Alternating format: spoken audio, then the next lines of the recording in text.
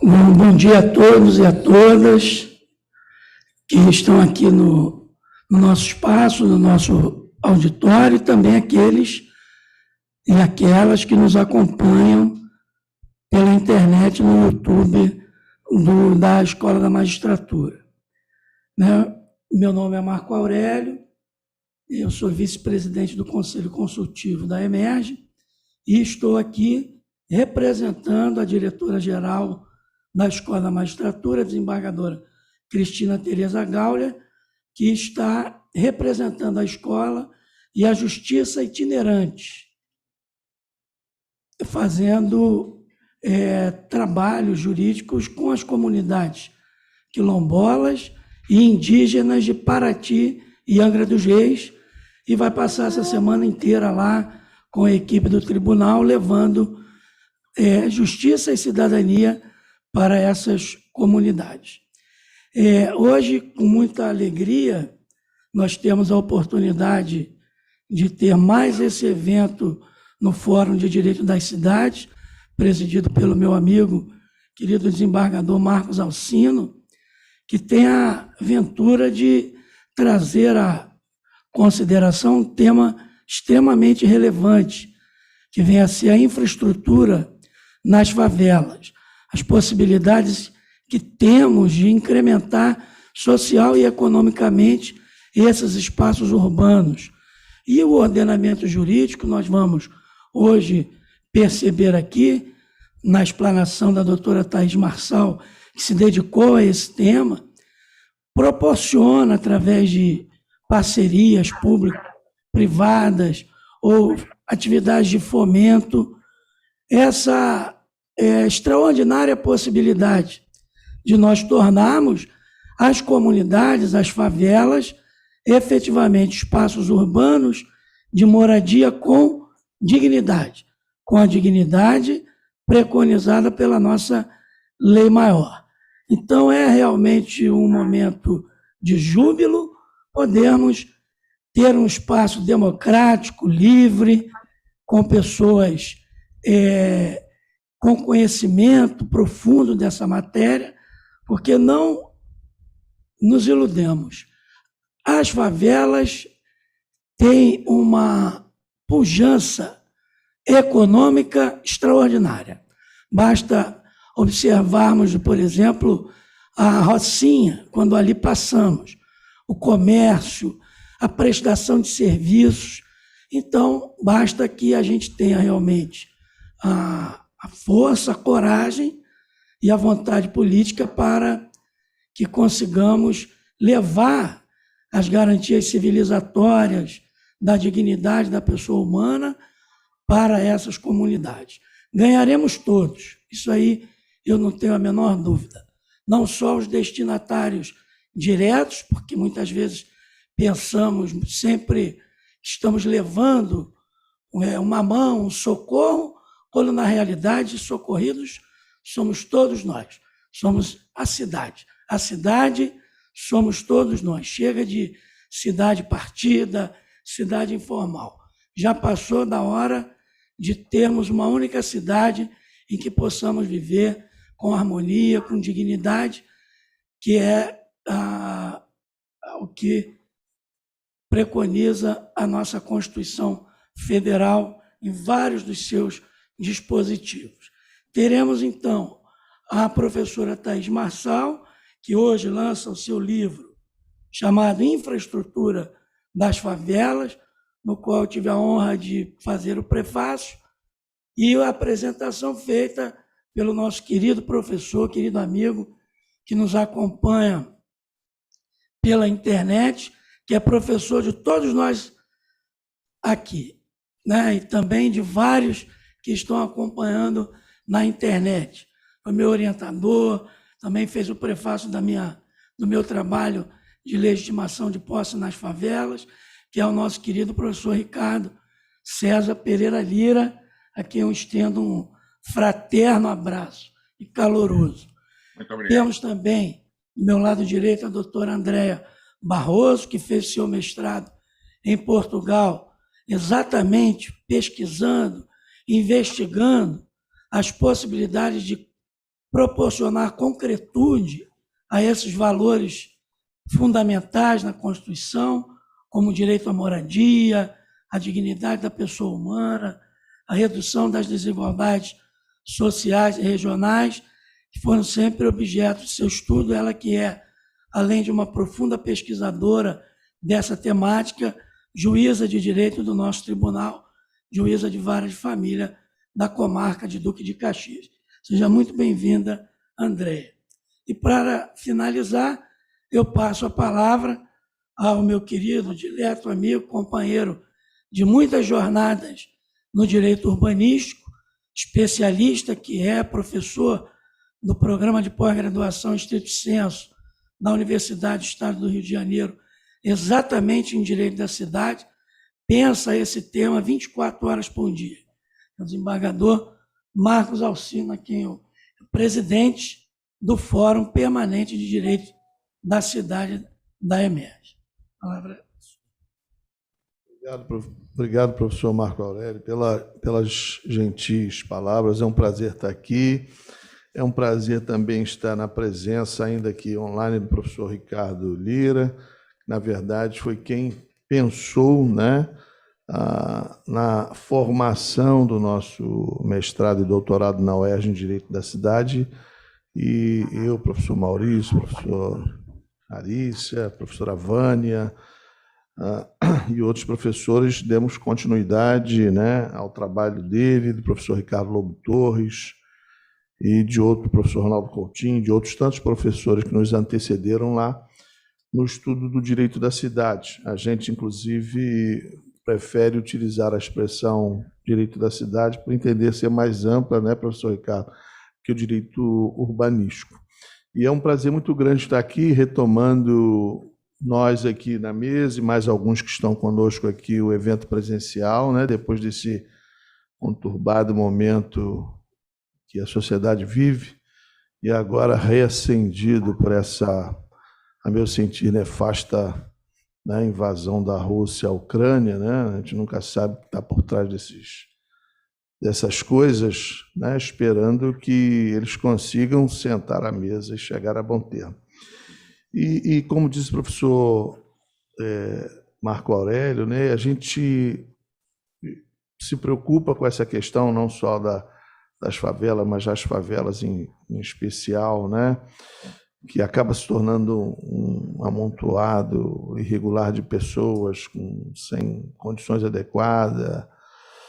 E isso tem nos preocupado há muito tempo, preocupa o desembargador Marco Aurélio como professor e como acadêmico, como estudante também, que estuda a questão dos quilombolas, a doutora Andréa e a Thaís, que também que é de formação nossa lá da UERJ, né? Então, esse evento vai procurar não só lançar o livro da professora Thaís, mas também dar informações a respeito da questão da infraestrutura de favelas. E eu participei recentemente de um evento organizado por um jornal, que eu não me lembro agora qual era, que, a rigor, eu nem sabia que era o lançamento. Para mim, era só um evento que a gente ia participar lá, fazer uma breve palestra, uma pequena palestra, mas era, na verdade, um evento de lançamento desse último programa do governo do Estado. E a gente tem discutido muito, professor Ricardo, lá na UERJ, que essas questões não podem ser, né, de um governo, isso é uma questão que é a questão que a gente chama de questão de Estado.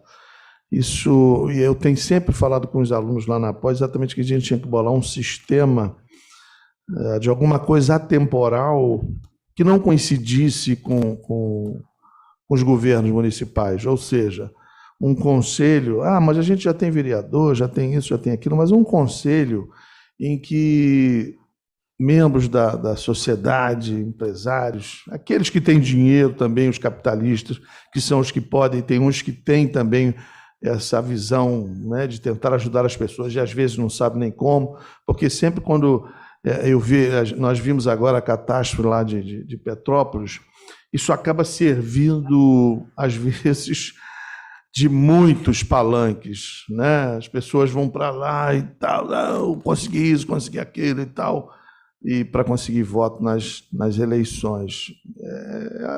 Faz parte da política, mas isso é meio que lamentável. Então, a gente precisa de algo que entra governo, sai governo, e ele não possa mexer. O programa começou, esse programa vai fazer isso, vai mexer nisso, naquilo outro, isso vai continuar e o senhor não pode alterar. Né? Uma política pública que o sujeito só pode melhorar. Ele pode chegar e planejar e melhorar, mas não alterar, retroceder. Né? Nós estamos com um grupo de pesquisa esse semestre sobre planejamento e tal, que envolve essas questões todas. Então, porque senão o cara tenta fazer algo dentro dos 4 anos.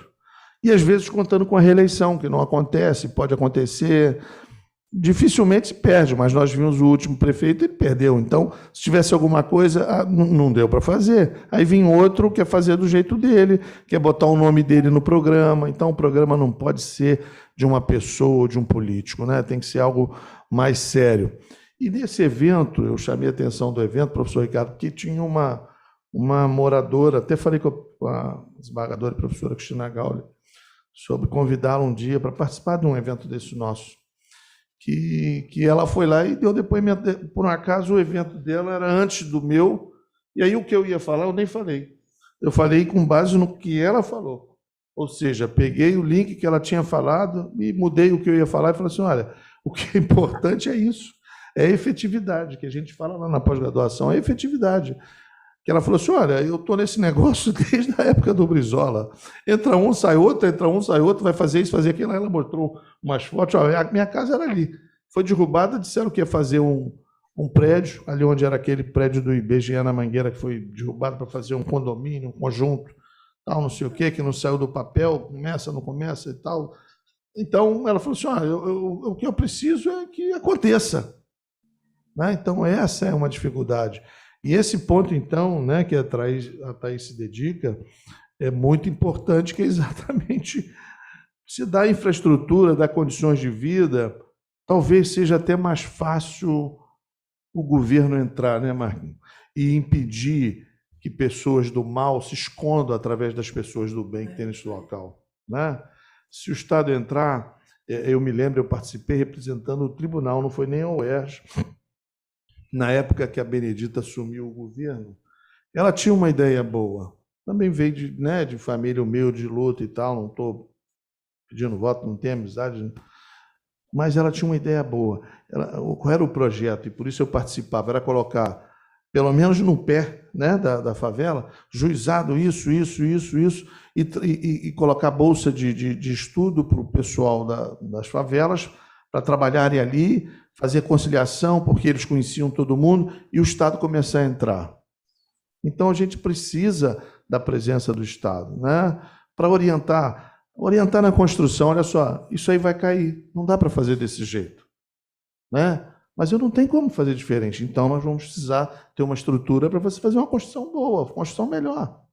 E aí, devagarzinho, vai melhorando a condição de vida dessas pessoas, que eu tenho certeza absoluta de que elas iam gostar.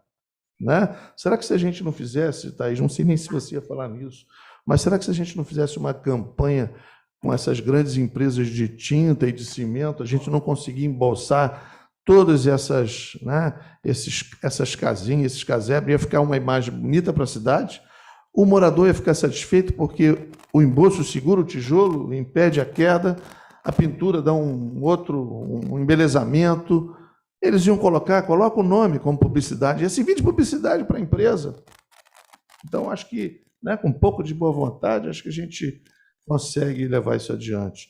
Então, hoje a gente vai falar sobre isso, a Thaís vai falar, depois a professora Cláudia também, que está chegando, que estava me complicado no trânsito, mas também está participando online, vai falar um pouquinho, né? A Thaís vai fazer a palestra, mas depois a doutora André e a doutora Cláudia vão tipo, incrementar o debate, trazer as considerações, os conhecimentos que ela tem sobre o assunto, porque essa preocupação é importante.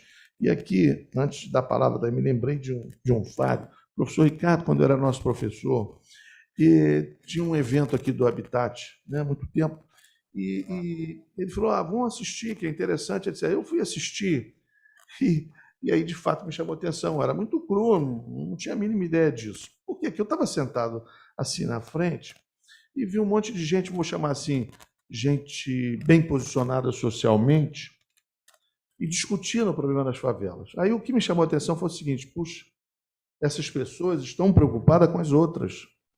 E eles estão colocando a capacidade deles, né, técnica, eram engenheiros, arquitetos e tal, preocupados nisso. E tinha gente também das comunidades que estavam sentados próximo, que participavam, falei assim, pô, essa interação é muito importante.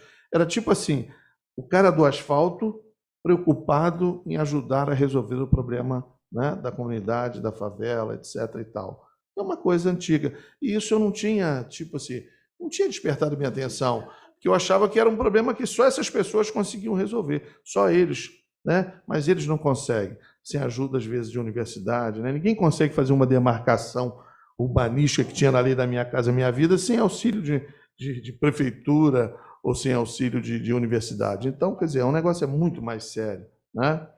Então, professor Marco Aurélio, obrigado pela sua presença e também pela sua colocação e me passar a palavra para a gente dar seguimento. E eu vou dar, então, a palavra à professora Thaís, que também o nosso evento começou um pouquinho mais tarde, em razão dos problemas. Começamos a voltar, então começamos a ter engarrafamento, né? Aliás, o jornal já noticiou isso com frequência. Então, a professora Thaís também, a doutora também está ali, chegou depois, mas ainda bem que começou depois, né? Está começando agora. Thaís, então é um prazer recebê-la aqui, né? Você é sempre atuante nessa área. Então, passo a palavra para você proferir a sua palestra. Bom dia a todos.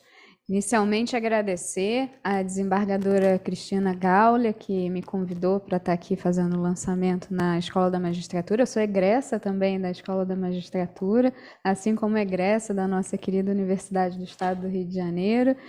E agradecer muitíssimo. Vou começar o nosso mestre de todos, né? Nosso querido Ricardo César Pereira Lira, ídolo de todos nós e referência e inspiração de todos nós. O professor Ricardo sabe o quanto... Professor socioemocional, também vou me emocionar. Então, o senhor sabe o quanto que o senhor ocupa um espaço muito especial no meu coração.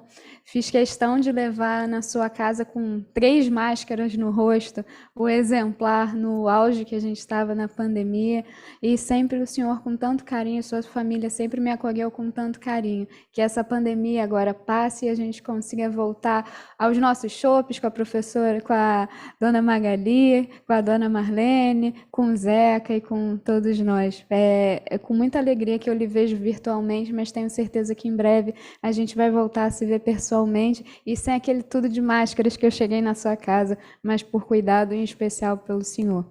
Agradecer ao meu querido orientador de toda a vida, meu querido Marco Aurélio Bezerra de Mello, meu professor da faculdade, que eu não sei se o professor Marcos Alcino se lembra, mas eu fui aluna dele lá na graduação da UERJ, e eu tenho uma história, antes de entrar no mérito em específico do livro, que eu acredito que eu nunca contei nem para o desembargador Marco Aurélio, nem para o desembargador Marcos Alcino, e vou contar na presença da doutora André, que tive o prazer de conhecer pessoalmente. Logo no que eu entrei na faculdade, aí vou denunciar um pouco da idade, em 2006, a gente tinha, conduzido em especial pelo professor Miguel Baldez, nosso saudoso professor Miguel Baldez, professor Sérgio Verani, um núcleo que era para falar sobre direito social. E aí surgiu a ideia e era participação social realmente, não era direito social no sentido direitos sociais da Constituição, mas um direito social que tivesse a participação da sociedade. Então, muitas pessoas na Mangueira vinham participar desse curso e, com isso, desenvolveu o NAJUP, Núcleo de Assessoria Jurídica Universitária Popular. Isso eu já estou falando de 2007. O NAJUP ele tinha como intenção fazer com que a universidade ela chegasse nos locais em que ela precisava efetivamente estar presente para cumprir a sua função social.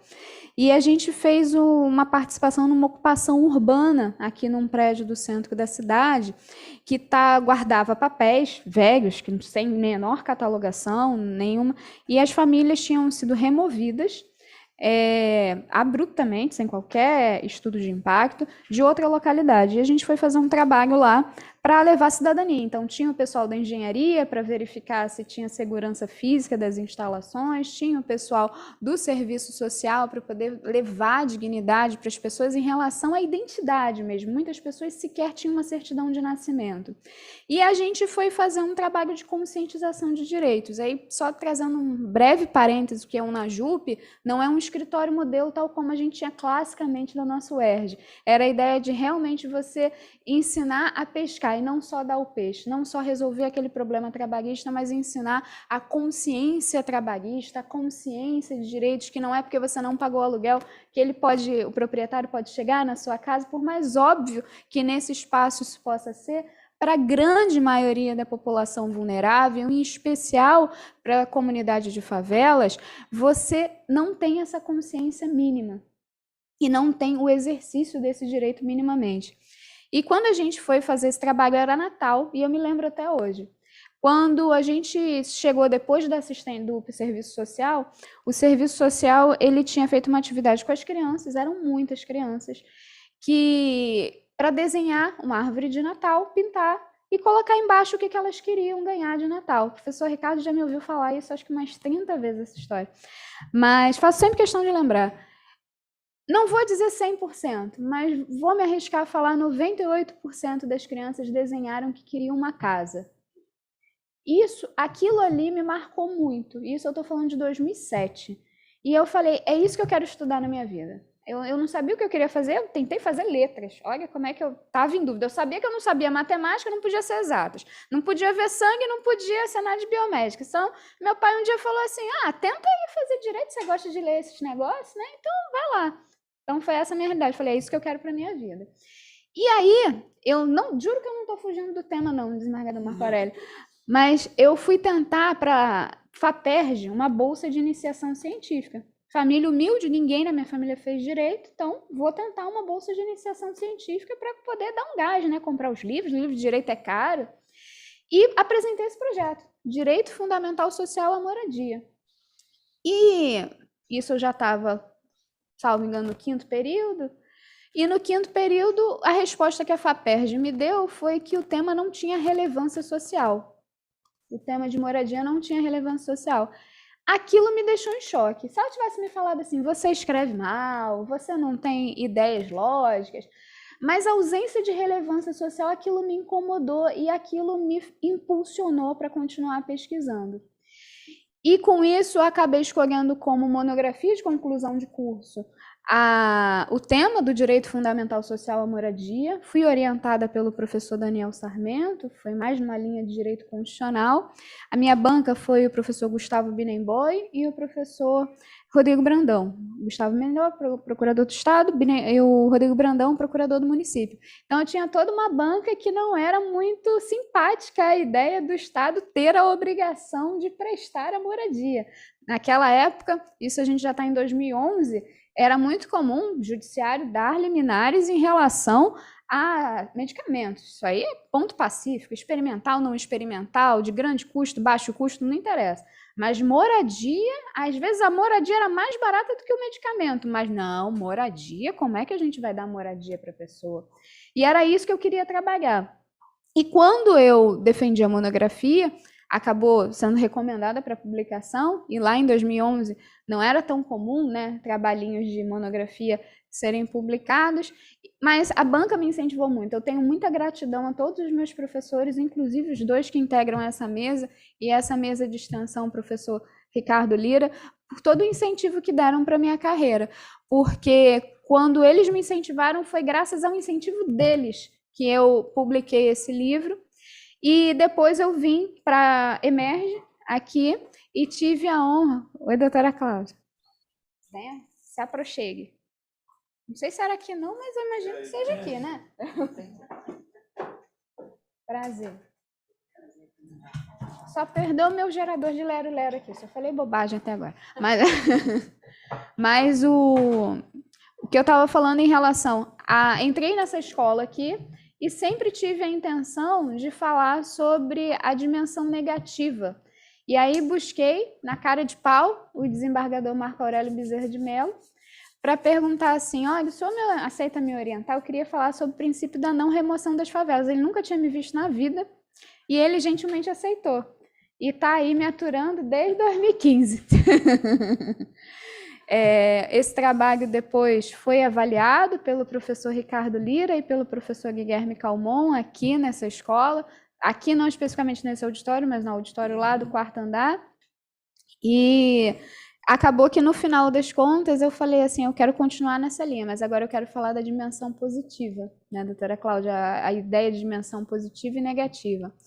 E aí quando chegou na dimensão positiva, eu falei assim, olha, não adianta simplesmente, foi uma provocação que o professor Ricardo me fez durante a arguição, ele falou assim, não basta simplesmente não remover, tem que não remover e dar infraestrutura para aquelas pessoas que vão ali ficar, não é negar a existência deles, apagar a existência deles.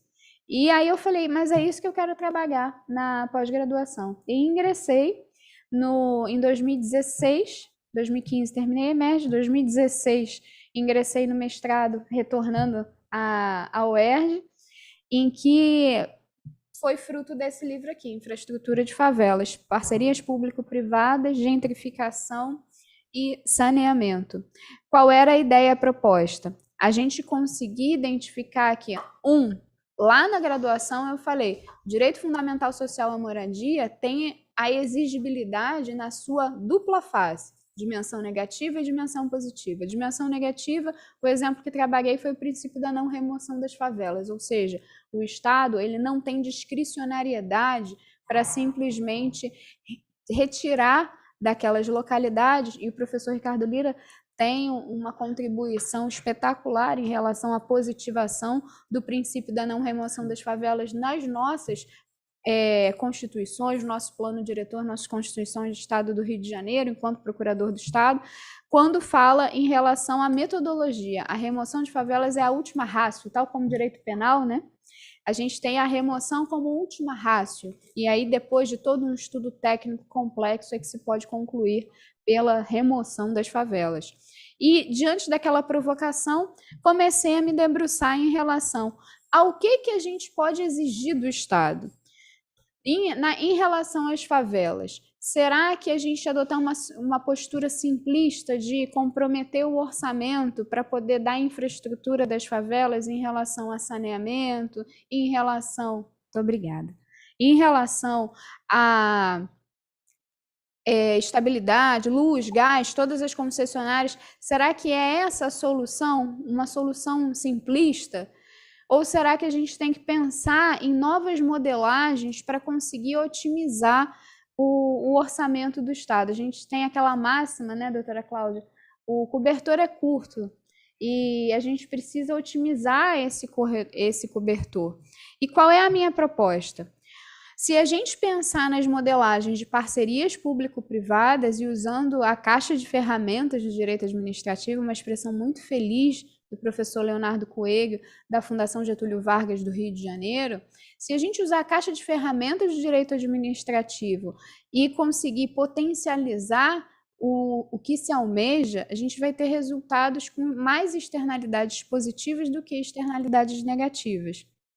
E qual é a premissa? O que eu tenho de bom em relação às favelas que vai atrair o capital privado? porque a gente tem muita lógica da solidariedade que está positivada na Constituição Federal, mas até que ponto que a Constituição Federal nessa parte não passa de uma folha de papel? Até que ponto a gente consegue extrair uma densidade axiológica que seja exigível de imediato?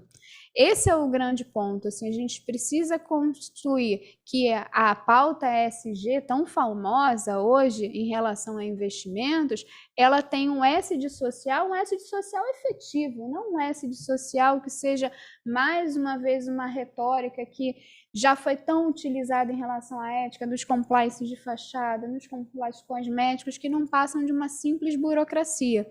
Então, isso vai da prática cotidiana dos tribunais de justiça ao avaliarem tais questões quando demandados, vai por parte do Ministério Público numa atuação proativa, vai com a gente na advocacia, tentando cada vez mais atribuir força normativa e força de progressão de desenvolvimento. O professor Marcos Alcino tocou, obrigada, em relação à impossibilidade de retrocesso social. O que mais a gente vê em matéria de políticas públicas são retrocessos sociais, e não em relação a dificuldades orçamentárias, mas por escolhas não discricionárias, escolhas arbitrárias de substituir políticas públicas que têm alcançado grau de efetividade e simplesmente por uma questão, e aí faço questão de reiterar, arbitrária, porque o espaço discricionário não permite o não agir. O espaço discricionário é a escolha do agente público entre aquela atividade que melhor concretiza o direito fundamental. Ele não tem espaço de não concretizar. A forma com que vai ser concretizado é que está à disposição dos agentes políticos eleitos, das maiorias de ocasião. E aí, lembrando a nossa saudoso Ricardo Lobo Torres, quando falava em relação à tutela do mínimo existencial, tão debatido e tão relevado no tocante a não ser oponível à lógica da reserva do possível, tanto a reserva do possível fática quanto a reserva do possível de direito. E aí, de imediato, partindo dessas premissas, qual é a minha proposta concreta em relação à dissertação? Acredito que eu fiz só um recorte, né? Eu fiz esse trabalho no meados de 2016 e 2018. Então, a gente não tinha ainda o novo marco regulatório de saneamento. Por isso, esse livro, vocês vão observar que ele tem um apêndice que fala sobre o novo marco regulatório de saneamento. Quando eu fiz a pesquisa, minha ideia era o seguinte: por que parceria público-privada? Qual é o atrativo que o poder público tem para poder fomentar uma PPP? A ideia de você convergir o público e o privado diz que você consegue melhorar a curva de aprendizado do poder público, potencializar os meios que se consegue atingir, os propósitos que estão lá estampados na Constituição Federal, e a partir disso a gente consegue ter uma gradação em relação à efetividade das normas constitucionais. Então, quando a gente começa a tratar em relação, em específico, do interesse do poder público, você vê, primeiro lugar, o cobertor é curto, questão orçamentária. Quando se tem a possibilidade de manejo de uso de verba privada, de fomento de utilização de verba privada, se consegue ter uma otimização tal como a gente vem falando desde o início. Além disso, disso, e aqui não me parece haver ponto de dúvida, de que é obrigação do poder público conferir infraestrutura para as favelas. A partir disso, a máxima efetivação se dá através dos instrumentos que estão colocados na caixinha de ferramentas do direito administrativo. Quando se fala isso, é lógico que eu não tenho como exigir questões que são fora da realidade, construir um hotel 5 estrelas dentro da favela, mas aquilo circunscrito ao mínimo existencial tem sindicabilidade imediata, ou seja, pode ser exigido de forma imediata. Então, sob o viés do poder público, há o cumprimento da missão institucional bem como a potencialidade do orçamento público, uma vez que tem outras formas de financiamento desse tipo de atuação estruturante. A partir disso, a gente começa a pensar assim, poxa, mas qual é o benefício que se tem para o poder, para a iniciativa privada?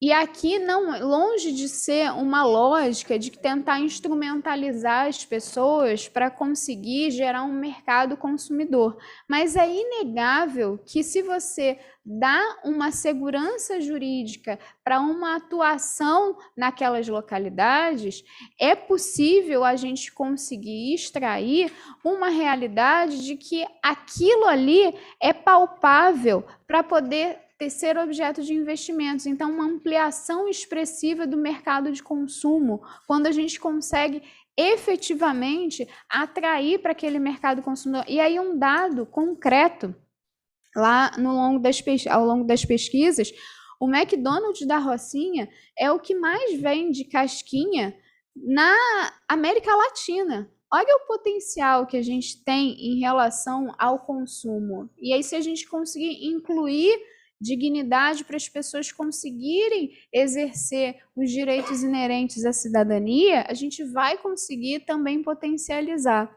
E aí, quando você fala do poder público, quando você fala em relação à iniciativa privada, a gente está vendo sob a lógica de aumento do capital de consumo, mas também tem uma outra lógica, que é a ideia de que você consegue estabelecer unidades, e aí tanto de bancos quanto também de prestadoras de serviços para aquela localidade. Com isso, você tem um processo de geração de empregos, você tem um custo menor, porque as pessoas não vão ser obrigadas a fazer grandes deslocamentos para conseguir efetivamente ter o atendimento das suas necessidades em relação a trabalho. Muitas vezes o que se tem, e aqui uma realidade muito cara ao nosso centro do Rio de Janeiro, com problemas conjunturais agora, não sei nem se são estruturais agora, diante da mudança por conta da pandemia, mas a gente tem uma questão fática muito cara. Regra geral, muitas pessoas que moram aqui, que dormem, né, morar, não sei se é o melhor termo, dormem ao longo da semana aqui no centro do Rio, são pessoas que têm residência em locais muito afastados, em que o custo de deslocamento é muito elevado. E além de ser muito elevado, os postos de trabalho ocupados, é lógico que eu estou generalizando, começam muito cedo. Então, o transporte público não está disponível para aquela pessoa chegar tão cedo. Então, padeiro que tem que chegar às 4 horas da manhã não tem um transporte público que permita com que ele chegue às 4 horas da manhã para o trabalho. Então, como é tão distante, ele prefere ficar nas ruas durante a semana e retornar aos finais de semana para casa. Tanto que, se vocês observarem, o número de pessoas que dormem aqui no centro do Rio, ao longo da semana, é bem superior do que durante os finais de semana. E esse tipo de situação, ele poderia ser solucionado, por exemplo, através de abrigos temporários, mas para isso essas pessoas não podem ser invisíveis, não só ao poder público, mas à sociedade em geral. Quantas vezes que a pessoa vira o rosto para não ver, porque não quer ver uma situação de vulnerabilidade? Isso é o tipo de coisa que a gente não pode contemplar. E aí, só para fechar esse grande, não é nem parênteses agora, mas é um colchete, tem uma história muito bonita, que infelizmente não teve um final tão feliz. Em São Paulo tinha um morador de rua que ele escrevia poesias para a pessoa. Ele ficava na Paulista. Para quem conhece a Paulista, ela tem várias pistas, né? Como se fosse equivalente à nossa Presidente Vargas aqui do Rio de Janeiro. E lá ele ficava em uma das pistas que só poderiam chegar até ele se realmente as pessoas fossem se direcionar. Então não era um pedinte, no sentido da palavra de ficar pedindo às pessoas. As pessoas iam até ele porque ele escrevia poesias na rua. E aí as pessoas que iam lá conversar com ele, acabavam eventualmente levando alguma comida, alguma coisa, mas iam eminentemente conversar com ele, ganhavam uma poesia.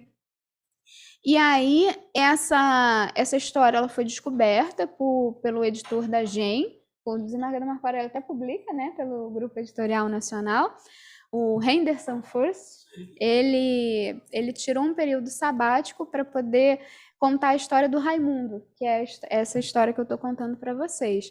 Eles recolheram todas as poesias dessa e publicaram em formato de livro. E essa história ganhou prêmios internacionais, e até que eles conseguiram achar a família do Raimundo, porque ele sofria de um distúrbio neurológico e acabou perdendo o contato da família, só que a família não teve o acolhimento que se esperava. Então, o segundo livro, segunda volume do livro, acabou não sendo publicado, porque quando a família recebeu o Raimundo e recebeu aquele pacote de papéis, ela jogou fora, porque achava que era lixo, que ele estava acumulando lixo. Então, o segundo volume não saiu por conta disso. Mas olha que coisa, né?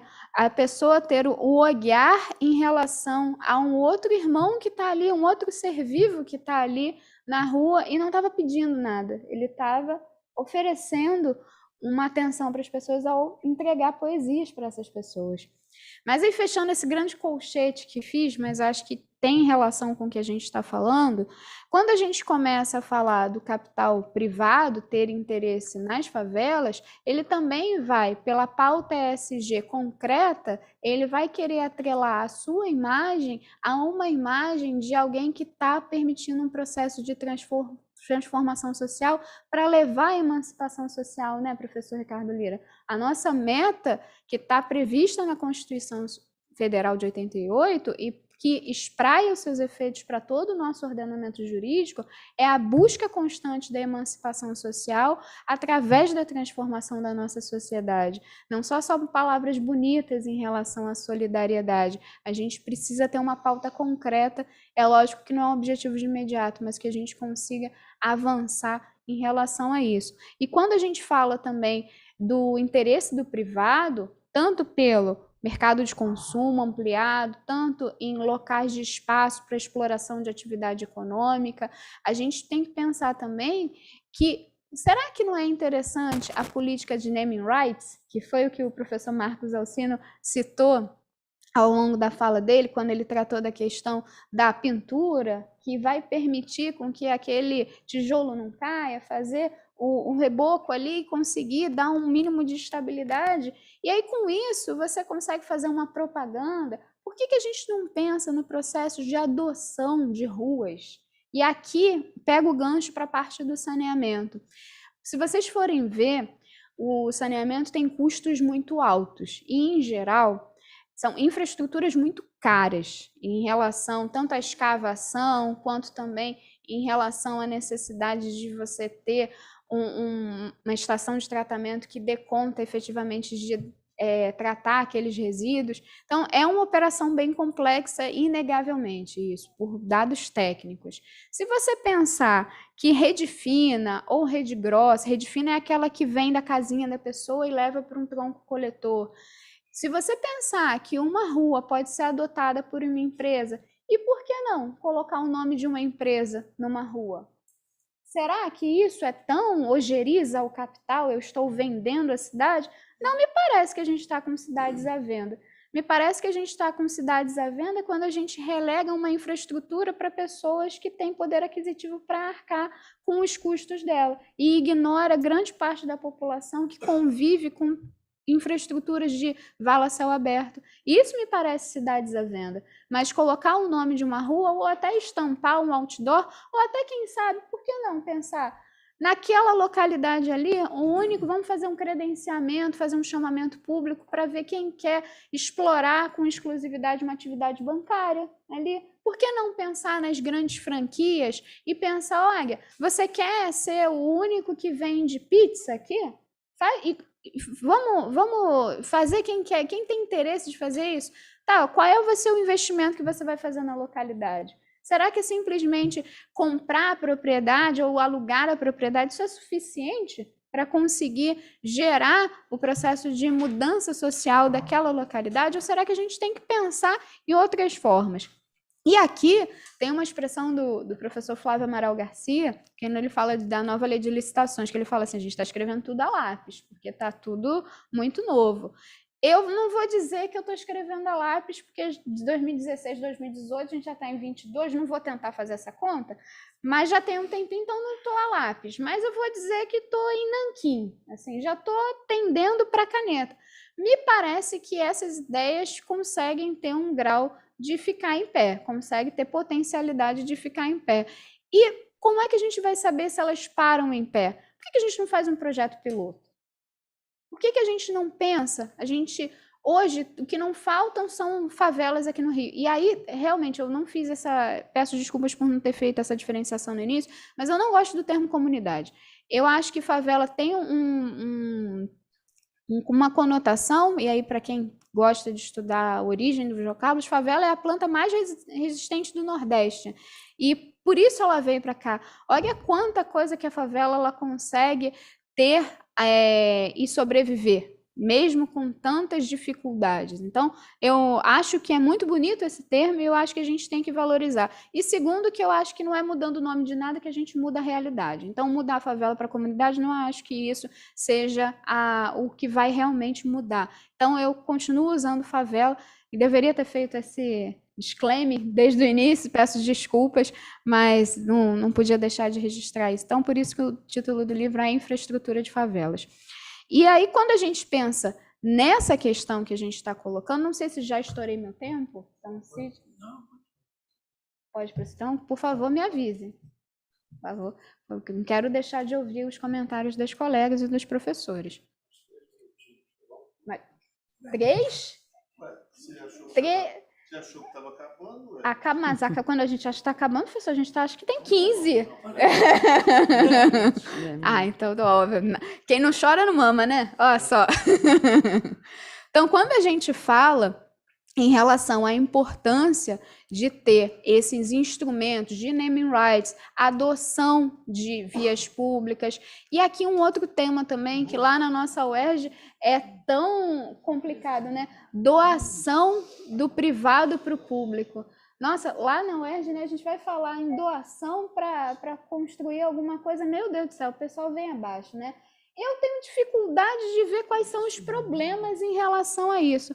Eu acho que uma doação com condição, aí vou me arriscar aqui no direito civil, não sei se eu estou falando alguma impropriedade, mas com alguma condição, pode-se discutir se deveria ter submetido, mas uma doação pura e simples, uma doação raiz, me parece que não tem o porquê. O máximo que se pode cogitar, fazer um chamamento público para ver se alguém mais quer doar. A gente teve isso em relação às praças públicas de São Paulo, em que determinada empresa falou assim, não, mas eu queria ter doado.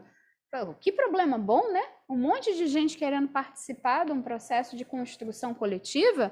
Então, podemos pensar em instrumentos, direito administrativo tem um instrumental jurídico para isso, vamos pensar em um chamamento público para ver quem quer fazer a doação para espaços públicos. Me parece que a adoção de escolas, não vejo problemas também, mais uma vez, na venda do nome, de colocar o nome de uma escola, de uma determinada sociedade empresária, de modo que ela garanta a infraestrutura básica que a criança tenha, o que escrever, ela tem um papel, ela tem uma estrutura básica, tem uma cadeira para sentar, e aí a gente não está falando de uma realidade muito distante, pelo menos na minha época, às vezes a gente brigava por cadeira, professor, a cadeira estava meio bamba, assim, madeira que dava, então, qual é o problema disso? É tão ruim, o privado ele tem que ser tido como um inimigo? Eu acho que a gente precisa avançar nessa lógica dicotômica de que público versus privado. No direito administrativo, a gente já avançou tanto com isso em matéria de contratações públicas, com os procedimentos de manifestação de interesses, com as parcerias público-privadas, que é objeto aqui desse livro. E aqui vocês devem estar pensando assim, poxa, mas ela está falando tanto de parceria público-privada, mas qual vai ser a remuneração do privado?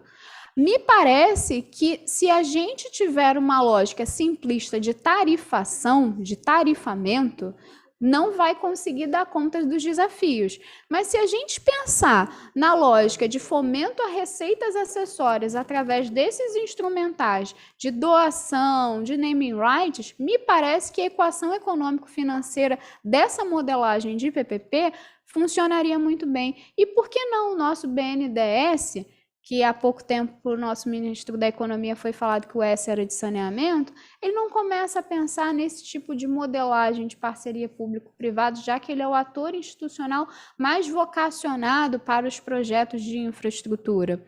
Por que a gente não começa a fazer um experimentalismo, e experimentalismo na razão administrativista da concepção, de fazer um sandbox regulatório para ver o que sandbox é uma caixa de areia regulatória que funciona só para aqueles agentes, para aquela localidade das favelas, para ver o que funciona. Me parece que isso ganha uma potencializada quando a gente tem o novo marco regulatório de saneamento.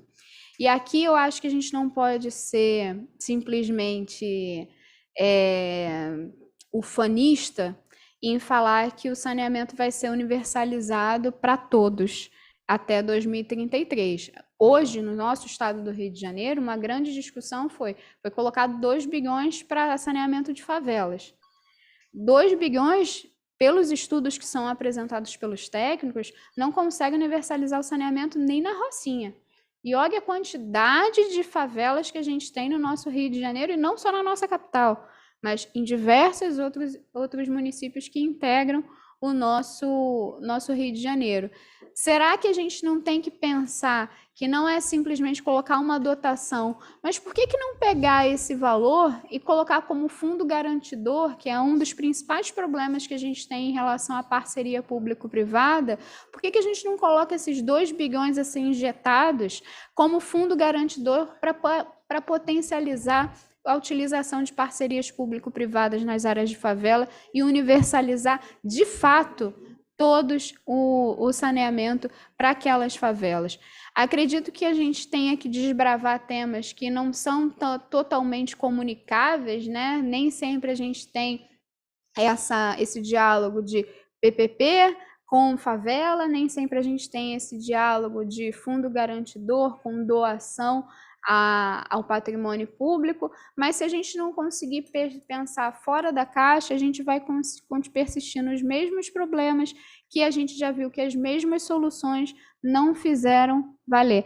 Me parece que a vocação do saneamento como indutor de desenvolvimento de infraestrutura é uma feixe de oportunidades que a gente não pode desperdiçar, que a gente consiga envolver as novas concessionárias de serviço de saneamento, de água e esgoto, que a gente tenha uma vocação em relação ao Ministério Público, em relação aos tribunais de contas, às agências reguladoras, para que essas metas consigam, de fato, serem alcançadas, não só para a cidade formal, que a universalização do saneamento seja também para a cidade informal, e não simplesmente sob o ponto de vista de esgotei meus investimentos na ordem de 2 bilhões, mas sim no sentido de conseguir garantir cidadania e não ter doenças ainda decorrentes do século XVIII, como são aquelas decorrentes de saneamento, e que a gente promova o novo New Deal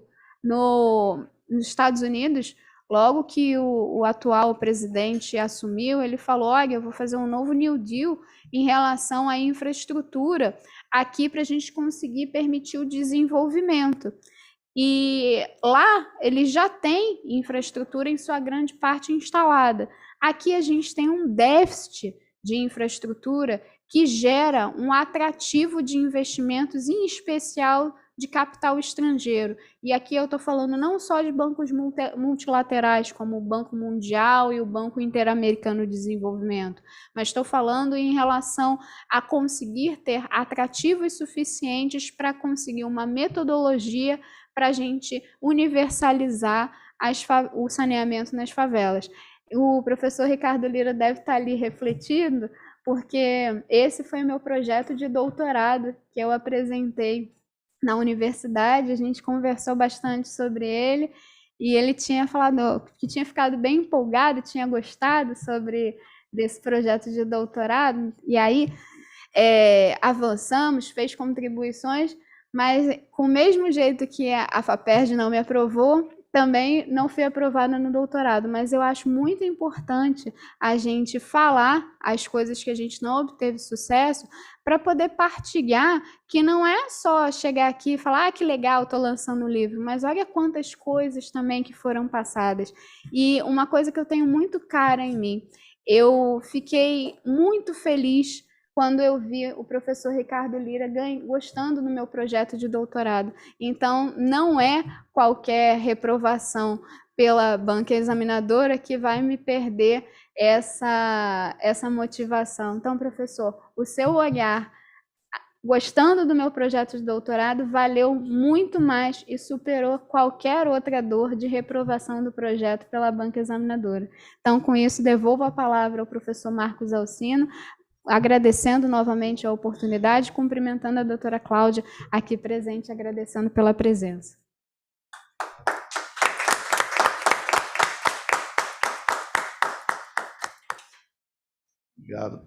Obrigado, professora Thaís. Vamos...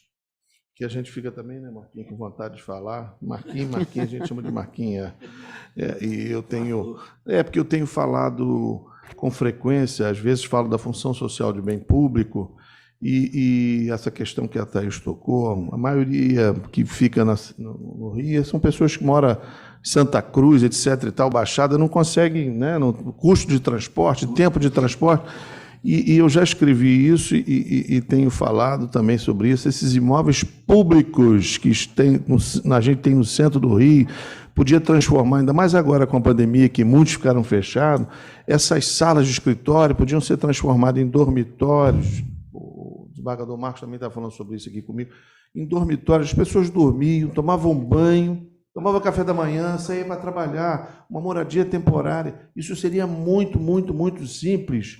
E o político que fizesse isso ainda ia ter um retorno, né, sobre modo. Eu não sei como é que esses caras, a gente escreve, fala, mas por que os caras não pensam nisso?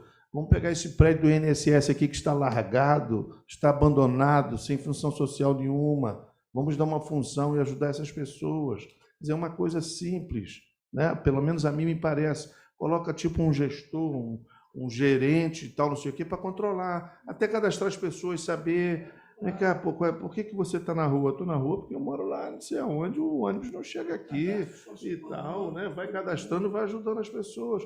Acho que seria tão bom. Bom, eu vou passar a palavra para a doutora Andréia, que também, né, como disse o professor Marco Aurélio, estudou sobre a questão, para fazer suas considerações. Eu vi aqui que ela tem bastante anotação. Andréia, mas nós vamos aproveitar... Andréia, também você, depois, num outro evento, como a professora Cláudia, a gente já teve com ela várias vezes, para que você também faça, né, não só debata ou discuta, mas que você traga também, prioritariamente, as suas informações sobre o seu estudo, sobre sua pesquisa em Portugal, de modo que a gente possa ter uma informação plena dela. Vamos combinar isso para a gente fazer um evento no fórum, entendeu? Tá bom? Porque hoje, de fato, o tempo é um tempo escasso, então não dá para expor tudo. Bom dia a todos e a todas. Cumprimento a toda a banca aqui. Na pessoa do desembargador Marco Aurélio. Prazer estar aqui, muito obrigada. Acho que o som dela está baixo, peraí. Não, está ligado, estou vendo que está assim, está ligado. Chega mais perto de você. Que eu falo baixo mesmo. Então chega mais perto de você, André, por favor. Tá, ok. Cumprimento também o desembargador Marcos Alcino, a quem assisti muito aqui na EMERGE no curso de iniciação. Eu não fui aluna da EMERGE antes de ser juíza, mas fiz o curso de iniciação do qual ele participava, e deixo aqui já o registro que estranhei a ausência dele na galeria dos conferencistas, e ouvi a promessa do desembargador Marco Aurélio de sanar esse problema em breve, quando ele for o novo diretor-geral da EMERGE.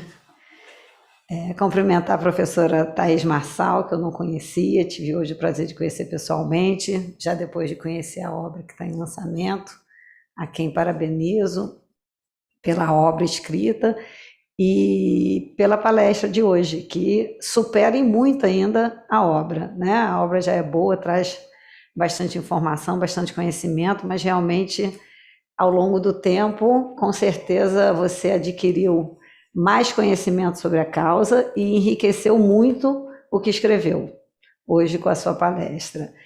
E, bom, eu fiz, né, como já foi anunciado aqui, meu mestrado em Portugal, mas em Direitos Fundamentais, realmente parceria público-privada na área de Direito Administrativo. Não é minha área. Aí, por último, mas não menos importante, extremamente importante, queria também cumprimentar o professor Ricardo Pereira Lira, que aqui participa de forma remota. É para mim uma grande honra, eu tive o prazer de conhecê-lo há pouco tempo, não fui aluna da EMERGE, não conhecia o professor Ricardo Pereira Lira, mas é uma grande honra ter conhecido e poder desfrutar de sua companhia e conhecer também a sua produção científica fabulosa. Bom, como disse, né, meu mestrado em Direitos Fundamentais e o caminho que eu pretendo seguir aqui como debatedora, não vim trazer nada de novo, mas é o caminho do direito fundamental à moradia, né, que a infraestrutura é importantíssima para garantir uma moradia digna, né, não só um lugar para a pessoa estar, e esse caminho traçado pela professora Thaís Marçal para solucionar a questão de infraestrutura através de PPP é de crucial importância por permitir que esse direito à moradia, consagrado desde 2000 como um direito fundamental na Constituição, possa passar de um mero conteúdo programático a um direito efetivamente realizável, né? Porque direito fundamental, entendido, né, na lição do meu professor lá de Portugal, José de Mello Alexandrino, muito sinteticamente, seriam posições jurídicas em face do Estado, né? E o direito fundamental geraria deveres ao Estado, dever de respeito, de não agressão, que a Thaís abordou como um impedimento a uma remoção arbitrária, um dever de proteção e também um dever de fomento, né? Que aí é a dimensão positiva e negativa do direito fundamental, e que nos direitos de liberdade se sobressai essa dimensão negativa de não agressão, mas nos direitos sociais, como é o direito à moradia, né, e também à saúde, à educação, se sobressai mais a dimensão positiva do direito fundamental. E aí, nessa dimensão positiva, surge o dever de prestação e, consequentemente, de despesa, né? E que estaria aí limitado pela realidade, né? Pelo orçamento, pela realidade, pela reserva do possível.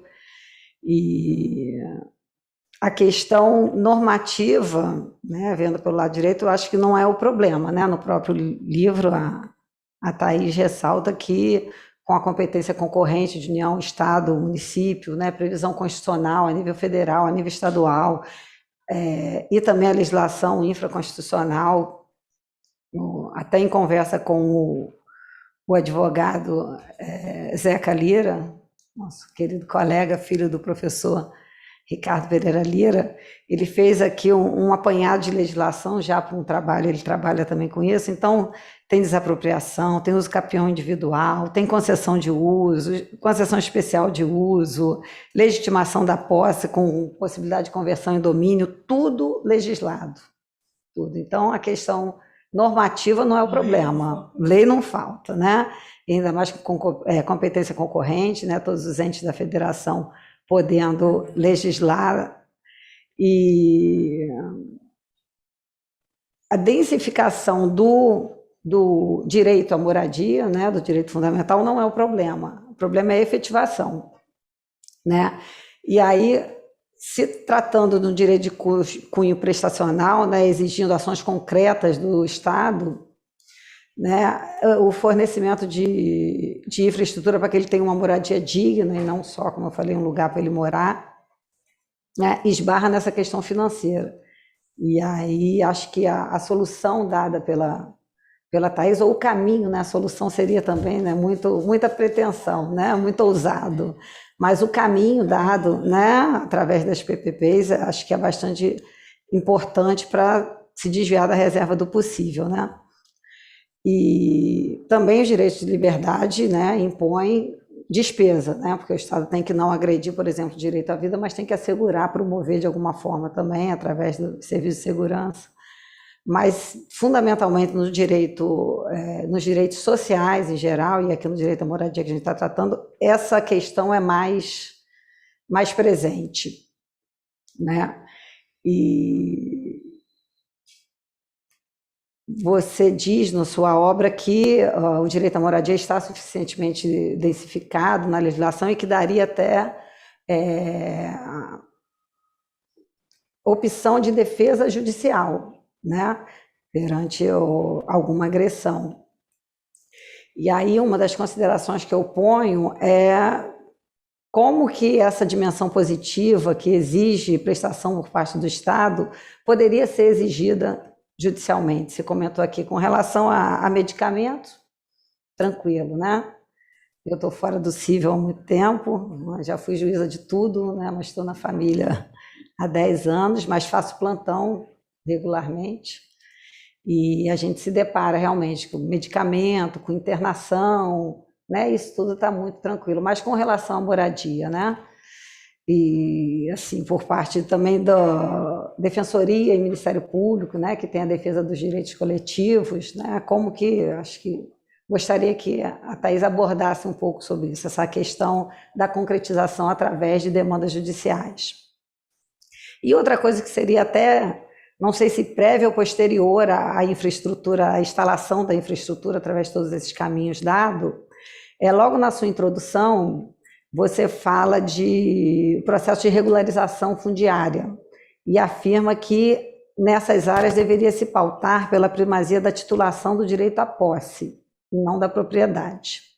E também aborda a sua preocupação com o processo de gentrificação, que eu entendi como afastamento dos moradores originários, né, das áreas que se valorizam após essa intervenção, né, e a instalação da área anteriormente degradada. Então, seria a titulação pelo direito de posse, não de propriedade, o motivo dessa preocupação e uma solução melhor, né, para a regularização do ambiente nas favelas ou na comunidade, né, querer chamar como... A gente acabou se acostumando a chamar de comunidade. Eu confesso que, para mim, ainda é mais fácil tratar como comunidade. Eu participo de um projeto muito importante, né, capitaneado pela desembargadora Gaulia, que é a Justiça Cidadã, e que a gente faz um trabalho junto aos líderes comunitários e tal, e eles também se referem ao lugar que vivem como comunidade. Então, para mim, ainda é mais fácil tratar assim, entendo a sua posição, mas queria que você abordasse isso, a questão da regularização fundiária, por que pelo direito de posse, não de propriedade. E lembrando aqui a lição do professor Ricardo Pereira Liva, que o direito, né, não só é um instrumento de solução de conflito, mas, sobretudo, um instrumento de transformação social, né? E participando hoje aqui dessa conferência, a gente vê que realmente é possível, né? Vendo o teu livro, vendo a tua fala, e gostaria de parabenizar você por isso. É uma importante forma de transformação social, né? Que suas ideias sejam implementadas e a gente possa passar em frente ao Rocinha, em frente ao Vidigal, em frente a todas essas comunidades, linha amarela, linha vermelha, que eu uso diariamente para ir para Caxias, e ver uma situação diferente, sem remoção, né? Essa não seria a solução. São essas considerações que eu queria fazer. Obrigado, doutora. Eu me lembro aqui, quando eu estava no traçado, na época da Copa do Mundo, da Olimpíada primeiro, que saiu uma reportagem e por acaso, o jornal denunciava, mas ele não denunciava por esse aspecto. Ele falou, poxa, o traçado da via que estão fazendo, daquela que vai longe, vai passar por aqui, assim, assim, assim, podia passar por aqui que tem um monte de imóvel abandonado. Eu falei, mas é óbvio, né? Imóvel que não tinha função social nenhuma, por que em vez de desapropriar a casa das pessoas que estavam ali, ainda que fosse indenizar, não mudava o traçado da via para passar naqueles imóveis que estavam abandonados, que o proprietário não cumpria função social nenhuma, até para, na questão da indenização, né, ponderar essa situação. Mas esse imóvel não tem função nenhuma, você não vai receber o preço dele de mercado. E tem umas escolhas políticas que às vezes a gente não entende, né? Mas isso me chamou a atenção na época. Tá? Obrigado, querida, por suas considerações. bem interessante isso também que você colocou, eu sempre questiono, né? Se é direito, tem que ter algum tipo de proteção. Professora Thais, então, para suas considerações, e depois eu vou dar oportunidade também à professora Cláudia para fazer suas considerações. Obrigada, doutora Andréia, pelas provocações, pela oportunidade de conseguir, porque eu fiquei preocupada de obedecer aqui meus 10 minutos. Eu acho que até que eu obedeci. Sim, porque eu quero ver se a gente consegue também, né, ouvir o professor Ricardo dar umas considerações. Vai ser ótimo. Obrigada, professor. Então, aproveitando até a deixa do professor, essa questão da propriedade da posse, e aí ambos também não sabem, mas quando eu estava lá no início das pesquisas sobre propriedade, posse, como é que a gente poderia trabalhar com isso, eu fui na nossa Livraria Cultural Guanabara, que eu não confesso que eu não sei se ainda está aberta ou não, mas fechou? Aí, fechou? Fechou? Eu não sabia. Aí eu fui ali. Lembro até hoje. E o seu João chegou para mim e falou assim: minha filha, a gente chama todo mundo minha filha, né? Minha filha, você tem 2 livros aqui que você vai adorar. Eu falei para ele que eu estava pesquisando. Aí ele chegou com o livro do professor Marcos Alcino, da propriedade da posse, e com o livro do desembargador Marco Aurélio, da legitimação da posse, que foi fruto de sua dissertação de mestrado e o seu da sua tese de doutorado. E eu fiquei encantadíssima com os 2 livros, assim, foram as grandes referências iniciais para essa questão de valorização da posse. E quando eu percebo, assim, aí em conversa também com os colegas, eu não tive a oportunidade de tratar muito na fala, mas no livro eu dedico um capítulo só sobre o direito administrativo dialógico. Não adianta a gente chegar com uma lógica impositiva falando o que é melhor para aquela favela. A gente precisa dialogar para saber o que eles entendem que é melhor e o que a gente pode, de repente, não estar vislumbrando como uma potencialidade produtiva. Então, o diálogo me parece que é ponto fundamental e trato desse tema em específico num capítulo do livro. E aí, quando falo que valorizo mais a posse do que a propriedade, me parece que os títulos formais e que eles vêm lá das idas de capitanias hereditárias, das nossas Seis Marias aqui no Brasil, a gente tende a valorizar mais a propriedade desfuncionalizada do que a posse funcionalizada, quando o nosso ordenamento jurídico, ele tem a primazia de fato. A gente precisa fomentar a posse funcionalizada, como é a posse qualificada pelo uso da moradia, a posse qualificada pelo trabalho, nas palavras da tese do professor Marcos Alcino. Então, com base nisso, me parece que se você relegar simplesmente a uma regularização de propriedade, você tende a fomentar os processos de gentrificação, porque vai ter uma área que vai ter maior quantidade de infraestrutura, mas com isso vem os custos inerentes, por mais que se tenha tarifa social, você antes não pagava luz, agora você paga alguma coisa e o seu salário continua o mesmo. Você paga IPTU, ainda que venha a ser isento, mas tem uma potencialidade, você paga água, antes você não pagava. Então, e o salário continua o mesmo. E uma inflação, hoje, então, na pandemia, com uma inflação que vai corroendo cada vez mais os salários para comprar o arroz e o feijão. Não estou nem falando o caviar, não. Então, eu acho que a gente precisa não ter remoções e não fomentar indiretamente potencialidades de remoções, como é o caso da gentrificação, em que você acaba afastando dos grandes centros que apartem de ter infraestrutura e simplesmente relegam a uma não moradia. E aí, pior do que a gente tinha muito esse debate na UERJ, pior do que você não entrar, é você entrar e você não conseguir continuar, né, professor? Então, acho que esse é o grande ponto. Você consegue a propriedade, você não consegue usufruir da sua moradia naquela propriedade e acaba vendendo para poder ocupar outro local sem infraestrutura. É tudo que o nosso ordenamento jurídico não quer. Então, com isso, tentei falar bem rapidinho para cumprir aqui meu tempo. Estou tentando. Em relação à parte da judicialização, quando eu fiz a Emerge, eu tive a oportunidade, eu fui muito abençoada aqui na Emerge, porque eu consegui ser estagiário do desembargador Marco Aurélio, que me aturou uns 3 períodos, né?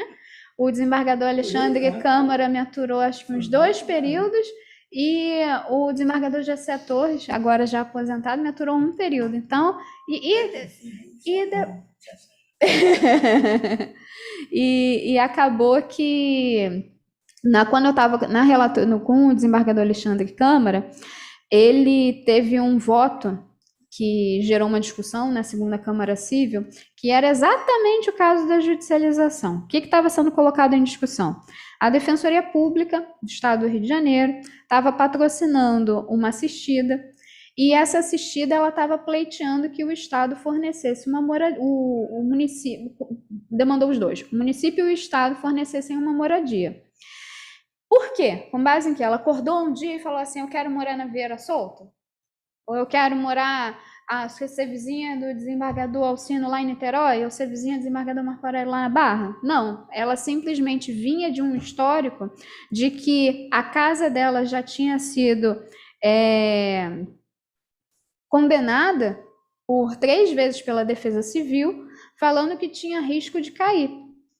E aí caiu a primeira vez. A Defesa Civil condenou, caiu a primeira vez. Ela foi lá, que a gente é brasileiro, não desiste nunca, e não tem, ninguém mora porque quer viver perigosamente, né? As pessoas moram em locais de risco porque elas não têm opção, e não por uma opção deliberada de morar naquela localidade.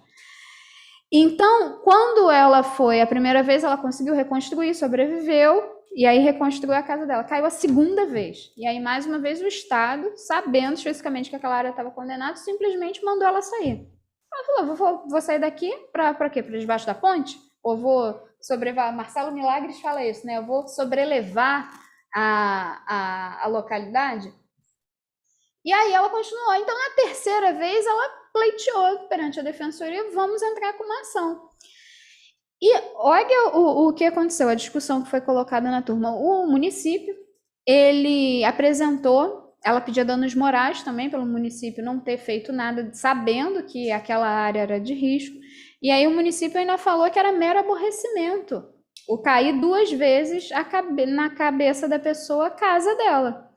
Então, assim, a gente sabe que deve ter sido um modelo, mas é indignante. Você causa muita indignação você ler algo desse, assim, peças padronizadas.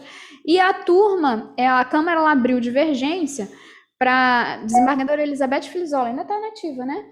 Desembargadora Elizabeth Flizola abriu divergência, na época do desembargadora Leila Mariano acompanhou a divergência, e teve uma discussão na turma sobre o desembargador Alexandre Câmara conduzir o voto dele no sentido de que é possível, sim, pleitear perante o Poder Judiciário porque está dentro do mínimo existencial. E o Estado e o município não se furtaram da demonstração da reserva do possível, simplesmente fazendo alegações genéricas de efeito cascata, de que aquilo ali geraria um demandismo sem se desonerar do ônus da prova. E aí lembrar que o professor Miguel Baldez, quando ele falava assim: às vezes no direito material é difícil a gente ganhar, mas no direito processual normalmente a gente consegue ganhar no tribunal. Então vamos estudar processo civil. E eu acabei sendo monitora de processo civil lá na faculdade, lá nos idos de 2007. Depois acabei ficando no administrativo mesmo. Mas e eu lembrava muito dessa frase dele: cadê o ônus da prova? É simplesmente alegação genérica, vai gerar um demandismo? O judiciário não vai conseguir universalizar? Vamos mostrar que o orçamento está comprometido em tanto, existe uma política pública forte em relação, então enseja um controle de política pública mais fraco, porque eu tenho uma política pública implementada, não simplesmente alegações genéricas de que não existe direito subjetivo à moradia, a ser imposto perante o Estado.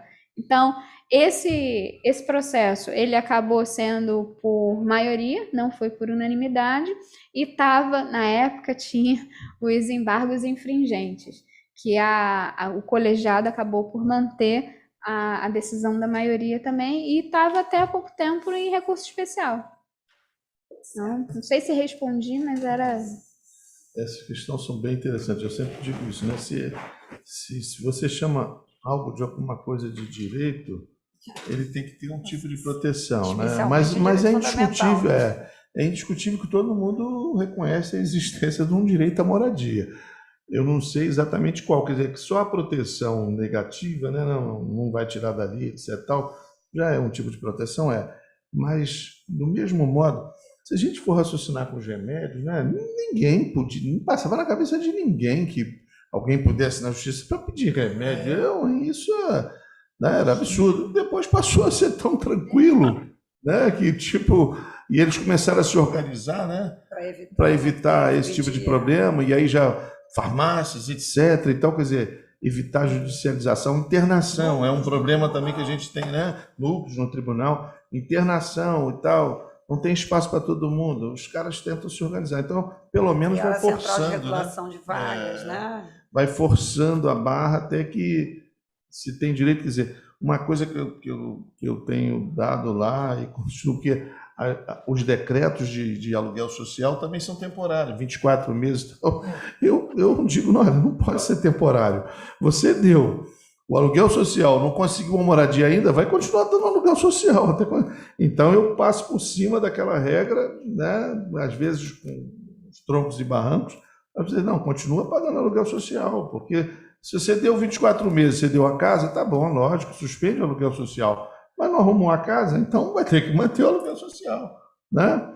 E a Thaís, a Andréia colocaram aqui, eu estou fazendo referência num voto dessa semana, exatamente a Companhia de Saneamento diz assim que o problema da água do sujeito onde ele está é que ele mora num loteamento irregular. E aí eu digo num trecho lá fiz questão de botar na emenda, que distribuição de terra irregular no Brasil existe desde o sistema sesmarial, passou pela lei de terra, pelo decreto 5837, pela 6977, né, da lei de parcelamento, se não errei aqui o número, 67, então, assim, e continua. Então, essa é a justificativa para você negar água para o sujeito.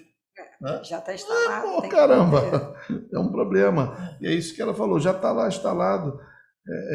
Lógico que a gente tem que se preocupar com gerações futuras, nesses locais, né, ambientais, etc. e tal. Mas se você não tiver geração presente, você não vai ter geração futura. Então você tem que cuidar da geração presente. Também. Né? Principalmente. Não, só, se me permite. Eu passo para Cláudio. Esse caso trazido pela Thaís me chamou muita atenção, eu não conhecia esse processo, porque ficou ali muito bem caracterizado uma omissão específica. Não era um pleito genérico. Olha, eu quero uma casa, todas as pessoas. Não. Pelo que eu percebi, a demanda conseguia trazer especificamente a causa de pedir, a situação fática, 2 vezes a casa demolida. Então, me parece que deveria receber do judiciário uma resposta mais efetiva com relação à omissão, repito, não genérica do Estado, mas específica exatamente naquele caso concreto. E também, rapidamente, pontuar a pergunta da Andréia, que a gente tem que ter em mente que uma coisa é a regularização fundiária, outra coisa são os requisitos para aprovação de um loteamento. Então, você tem, efetivamente, a lei que o Marcos Alcino falou, a 6766/79, que é rigorosa, e tem que ser realmente, né, perda de imóvel particular para construção de praças, escolas, um arruamento digno, proteção ambiental, evidentemente que tem que ter. Mas isso é para aprovar o loteamento. Agora, regularizar algo que já existe, né? Ou então a gente vai ter que ser hipócrita e falar assim, não, então vamos remover a Rocinha inteira e colocar, fazer uma nova cidade de Deus. Um condomínio. Não existe, então a gente tem que colocar o nosso pezinho no chão e tentar, diante desse quadro, que foi um quadro de omissão durante muito tempo, proporcionar maior dignidade às pessoas. Estava conversando com o Marquinhos aqui, que lá em Bogotá, na Colômbia, teve esse projeto de melhoria da situação das casas com pinturas. O bairro ficou lindo. Então, você imagina estar passando, como a André falou, na linha vermelha, linha amarela, e aquelas casas todas pintadinhas. Isso dá um pertencimento ao morador. Aquelas caixas d'água azul Isso, cobertas, escondidas, senão fica só aquele negócio azul aparecendo. Exatamente. Um pertencimento ao morador e a todos nós. É um jogo de ganha-ganha. Todos nós, com certeza, estaremos muito mais felizes em viver em uma cidade que seja mais humana do que essa que aí está, né? Então, eu vou passar a palavra para minha querida amiga, companheira também de vários trabalhos. A gente está aí hoje com o anteprojeto de lei, que virou projeto de lei graças à energia dela, envolvendo o direito de laje, possibilitando que a laje seja usucapida e uma regularização fundiária dos que comumente chamados puxadinhos, né? Então, é um projeto de lei que outro dia eu vi que foi aprovado e já foi encaminhado. É um deputado do Maranhão. Aqui é o Altineu Cortes, o relator. Não, o proponente. E o relator na Comissão de Desenvolvimento Urbano da Câmara dos Deputados é um deputado federal do Maranhão, não sei se você lembra, não. E já foi encaminhado para votação na comissão e dali plenário. Então, a gente está com muita esperança que isso aconteça. A doutora Cláudia Franco dispensa apresentações, né? Mestre, doutora, pós-doutora, professora concursada da UFRJ, e pensa esse tema há muito tempo, se dedica na teoria e na prática a esse tempo. Com muita alegria que emerge das boas-vindas à minha querida amiga, professora Cláudia Franco. Obrigada.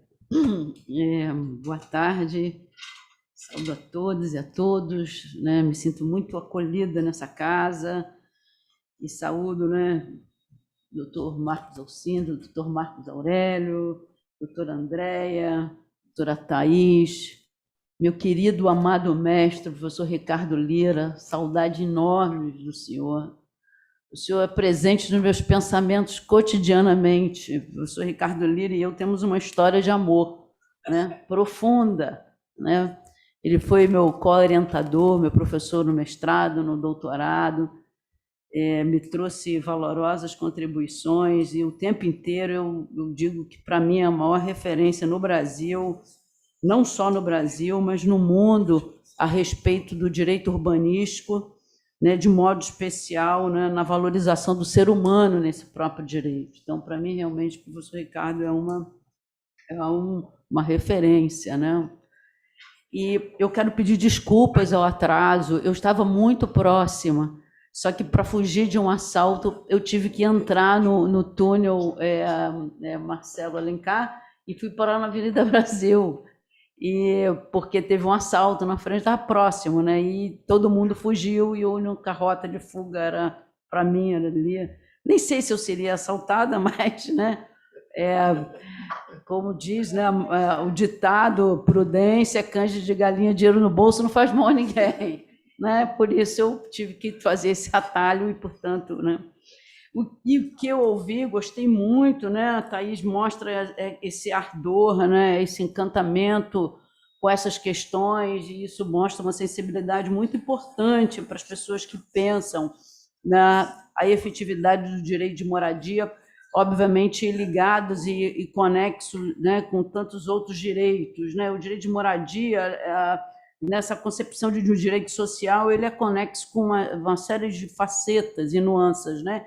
E a questão da infraestrutura ela é essencial, né, na efetividade desse direito, né? Eu falo que, para além de uma questão de eficácia, se faz necessário, nessa seara, uma eficiência, né?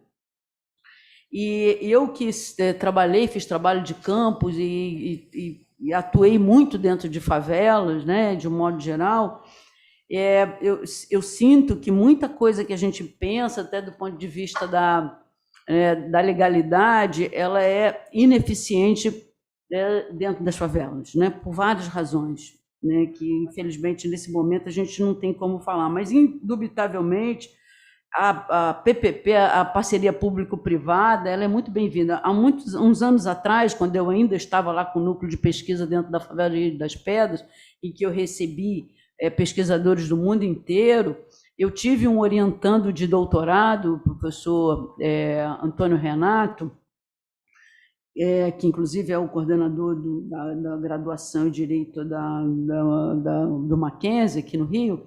Ele foi meu orientando de doutorado, ele fez uma tese de doutorado sobre parceria público-privada, utilizando como locus de pesquisa a favela de Rio das Pedras, né?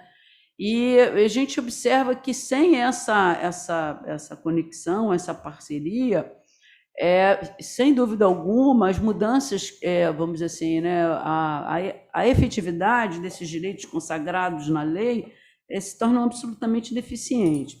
Contudo, eu gostaria de ressaltar, pela minha própria experiência, né, que essa atuação, e eu prometo ser muito breve, essa atuação, professora, em relação à questão da atuação do Estado dentro, né, da favela, de um modo geral, e eu concordo com a senhora, né, o nome favela ele é correto do ponto de vista jurídico, do ponto de vista sociológico, porque a categoria comunidade é uma categoria sociológica, né? Mas a gente acaba utilizando, eu também acabo utilizando, até por uma questão de acomodação, né? E também eu acho que causa menos impacto, né, quando a gente fala, né? Mas, indubitavelmente, o termo favela é um termo jurídico e um termo sociológico, uma categoria sociológica. Mas essa questão da favela, né, dessa intervenção, muitas vezes, que nós fazemos, e o motivo pelo qual o gentrifica, é porque a gente não faz uma pergunta base, é modificar para quem? Né? Melhorar para quem? Não, nós vamos entrar com a infraestrutura, e nós temos diversos trabalhos, inclusive mostrando, por exemplo, a questão da UPP, né? Que a intervenção do Estado, inclusive com melhorias e tudo mais, e isso, na realidade, gentrificou e expulsou, porque o mercado ele entra de tal forma que já é presente em todas as favelas, tem um mercado extremamente vigente, né, pungente, mas ele entra para tirar esse morador original, né, de modo especial. Nós temos diversos trabalhos, né, porque essa percepção de commodity fica muito intensificada, às vezes, na favela. Eu não sou contra, eu acho que a questão do mercado já é presente, ele precisa ser inteirado, é absolutamente presente. Eu presenciei isso, né, diversas vezes, vi negociações altíssimas de banco entrando dentro de favela, comprando posses por há anos atrás, 2, 3 milhões de reais.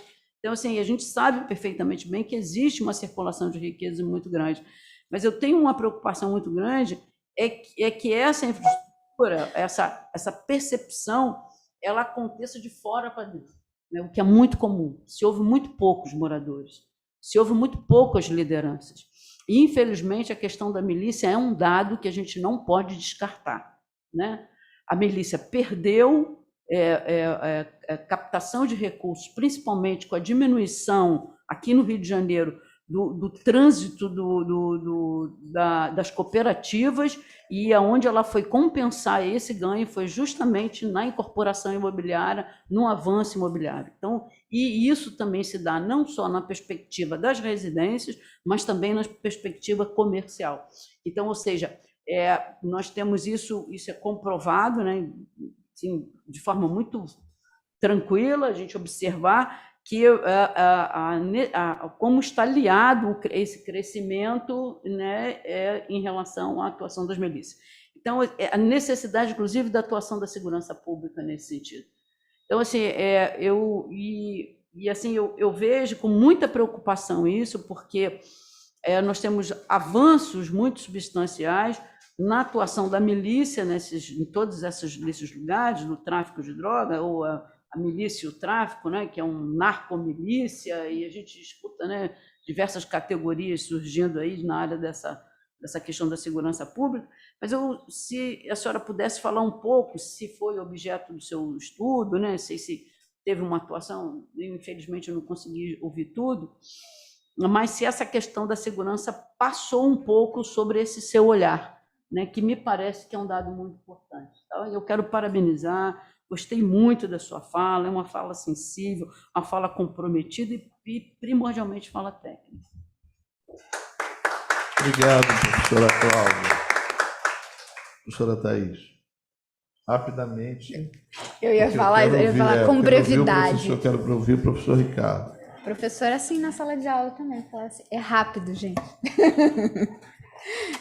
Obrigada, doutora Cláudia. Fiquei muito feliz com a sua fala e com a oportunidade de tratar desses dois temas que eu tratei no livro, mas não tive a oportunidade de falar aqui. Então, agradeço muito pelas provocações.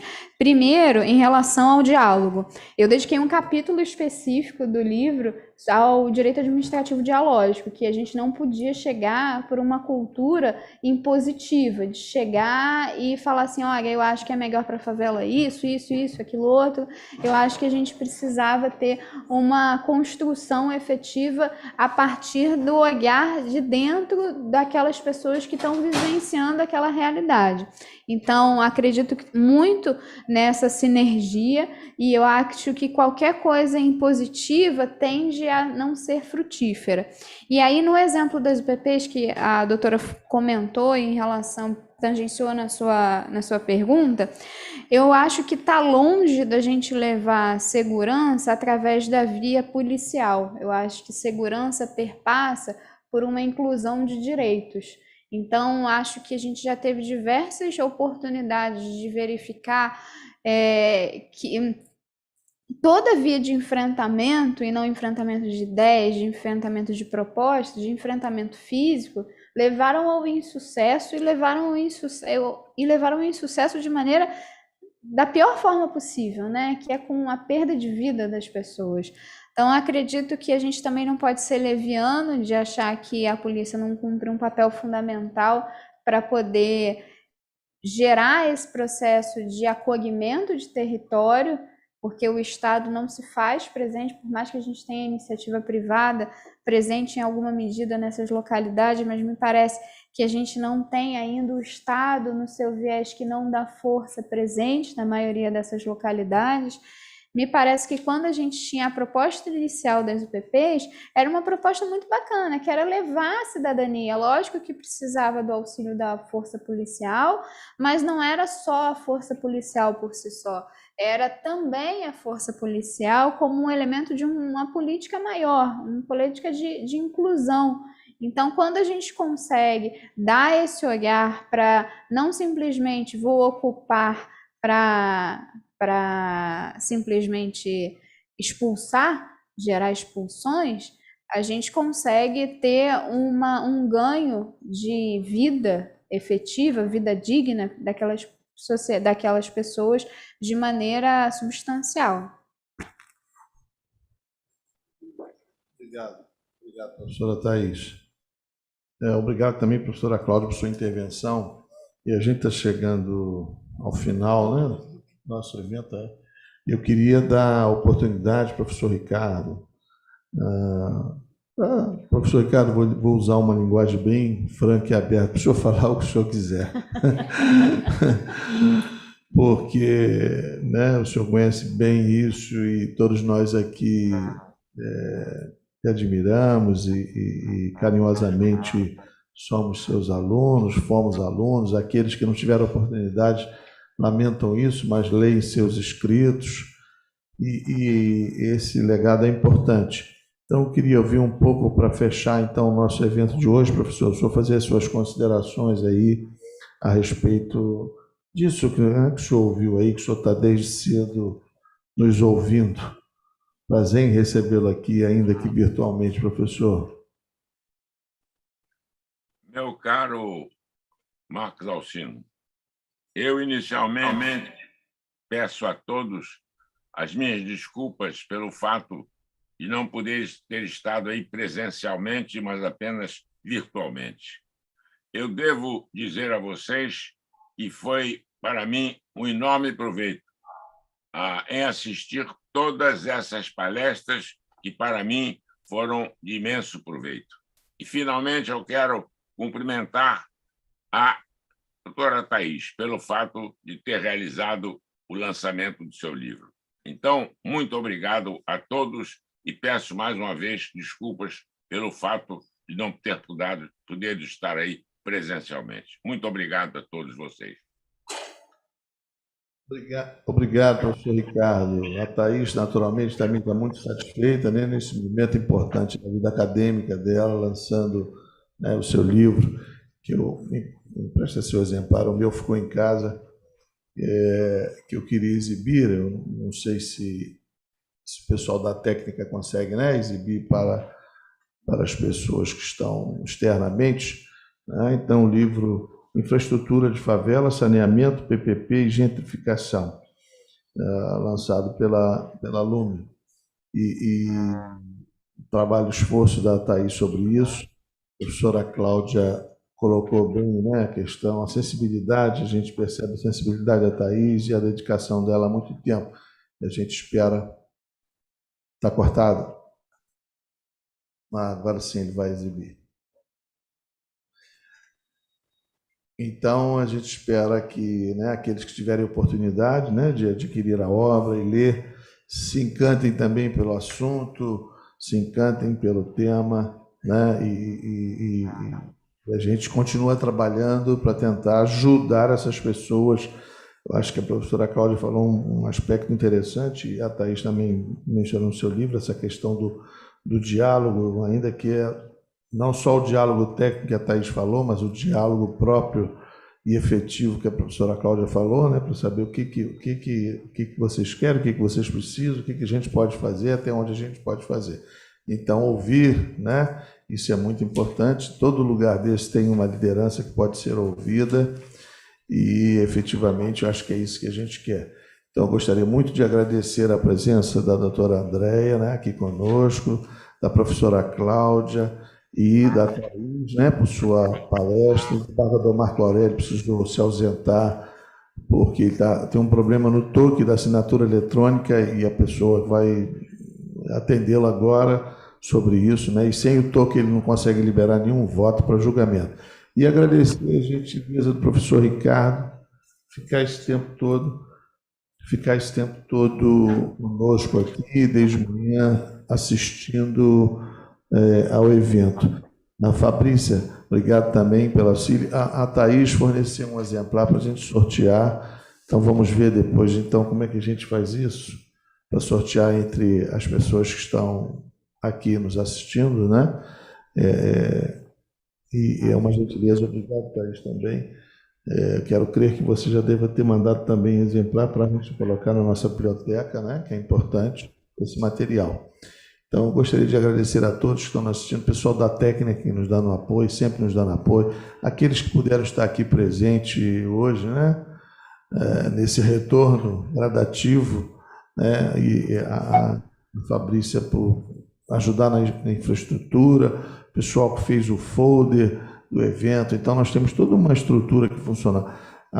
Como disse o desembargador Marco Aurélio, a professora Gáulia, né, está num evento importantíssimo, conseguiu realizar um convênio com a Marinha para ter acesso à comunidade indígena e quilombola lá na região de Angra dos Reis. Então, creio que vai ser um trabalho muito grande. São 10 juízes empenhados lá com ela, ajudando na solução de conflitos e também no registro, documentação dessas pessoas, né? Há pouco tempo, há uns anos já atrás, a Justiça Federal realizou um evento, trouxe índios de lá para cá e eles não puderam ser hospedados no hotel porque eles não tinham documento. E eu conhecia a pessoa do cerimonial que morava no meu condomínio e era esposa de um grande amigo meu. Ela teve que levar os índios para a casa dela, porque não tinha como ficar, porque ela não tem certidão de nascimento, não tem carteira de identidade. Pô, ele não precisa disso lá onde ele mora, né? Eles são conhecidos e identificados no grupo. Melhor faz o Tribunal de Justiça que vai até eles, e Então, resolve esse problema antes. Por isso ela não pôde estar presente, né? Isso foi muito importante. Obrigado a todos, então. Tenham uma boa tarde. Prazer estar com vocês nessa manhã. Vamos fazer o sorteio aqui interno, né? Não há necessidade. Você pode fazer a entrega do meu certificado. Sim, desculpe, perdão. Você vê que já estou tão destreinado, Fabrício, que eu esqueci. Essa é uma prática nossa, comum nos nossos eventos, né? Eu vou pedir a doutora Andréia para fazer a entrega do certificado da doutora Thaís, a professora Thaís. Thaís, seu certificado.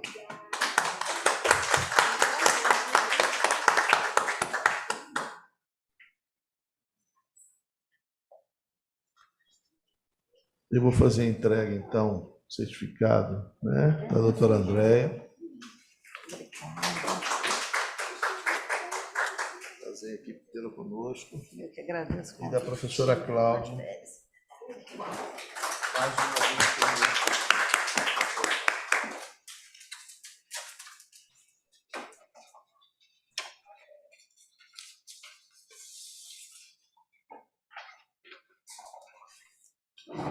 Fabrício, então aqui podemos encerrar aqui a transmissão.